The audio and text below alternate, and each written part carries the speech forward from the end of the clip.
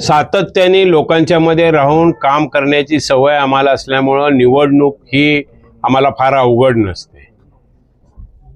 निवडणूक मध्ये आम्ही निश्चितच प्रकारे निवडणूक सिरियस घेतो, परंतु सगळ्यांना बरोबर घेऊन जाण्याची भूमिका असल्यामुळं निवडणूक चांगल्या प्रकारे पार पडेल। आणि त्यात आता आम्ही शिवसेनेतून ही निवडणूक लढवतोय।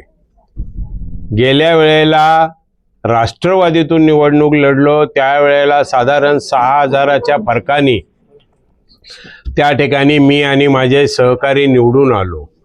आजची परिस्थिती आहे की राष्ट्रवादीची 100% लोक माझ्याबरोबर आलेले आहेत, त्याचबरोबर शिवसेना पक्ष आहे आणि सगळ्यात महत्त्वाचं भारतीय जनता पक्षाचं सुद्धा पाठबळ आहे। म्हणजे तेव्हाच्या आणि आताच्या निवडणुकीमध्ये म्हणजे आम्हाला 3 पटींनी त्या ठिकाणी मतदान होईल अशी आशा आहे।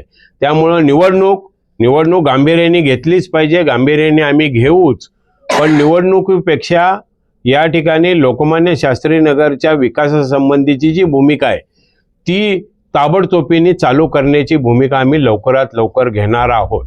सर, आपण जर पाहिलं तर अनेक लोक जी होती आपल्या पक्षातील नाराज झालेली आहे, विशेष म्हणजे भाजप आणि शिवसेनाची युती आहे।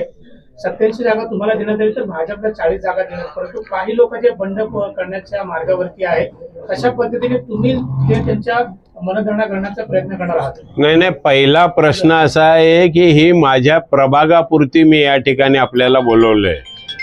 या ठिकाणी पक्ष लेवलला मी पक्षाचा कोणताही पदाधिकारी नाही, त्यामुळं पक्षाची भूमिका काय असेल, कोण नाराज असेल हे निश्चित प्रकारे मला माहीत नाही।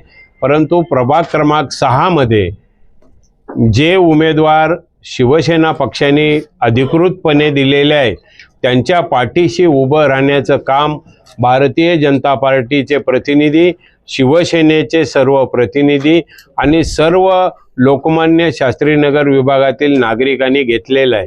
त्यामुळं आपण ज्याचा उल्लेख केला त्याचं उत्तर मला वाटतं शहर लेवलला किंवा नेतृत्व लेवलला मिळेल।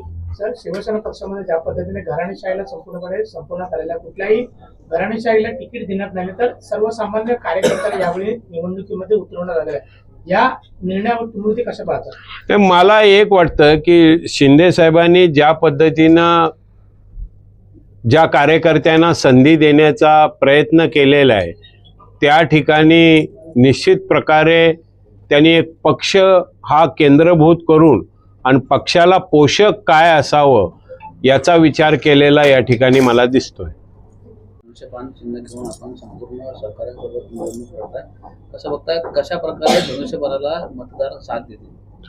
मला वाटतं आमच्या लोकमान्य शास्त्रीनगर विभागातील नागरिक एकदा विकासाच्या दृष्टिकोनातून गेल्यानंतर चिन्ह हा अतिशय महत्त्वाचा प्रश्न राहणार नाही। त्यामुळं घड्याळ चिन्हावर देणारे मतदार, धनुष्यबाणावर करणारे आणि कमळ ह्या चिन्हावर करणारे सर्व मतदार आम्हाला अधिकृत उमेदवारांना मतदान करतील। आणि शहरामध्ये काही उमेदवार निवडणूक लढवून विजयी होतील, त्यामध्ये अग्रेसर वाटा हा या विभागाचा असेल।